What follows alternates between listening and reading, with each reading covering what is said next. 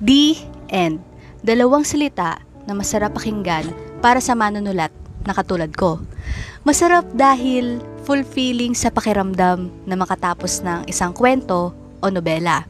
Pero para sa iba, ang salitang the end o wakas ay malungkot, hindi masaya. Sa pagwawakas ng kwento, siyang tunay na malumbay, kagaya ng sa totoong buhay, anumang pagwawakas ng isang bagay, relasyon, o anumang kaganapan. Pero lagi mong tatandaan na marami pang mga susunod na kabanata ang naghihintay. Kaya anumang pagwawakas o the end ang kinaharap mo ngayon, hindi pa tapos ang kwento ng buhay mo. Pwedeng-pwede na ikaw ang magsulat, merong nakakaalam ng kwento mo mula umpisa hanggang sa wakas.